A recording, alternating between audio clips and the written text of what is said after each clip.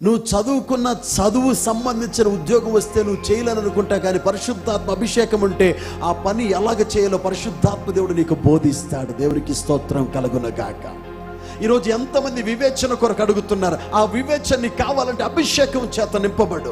ఆలోచన కావాలా, అభిషేకం చేత, ఆత్మ చేత నింపబడు. బలము కోసం ప్రార్థన చేస్తున్నావేమో, ఆత్మ చేత నింపబడు.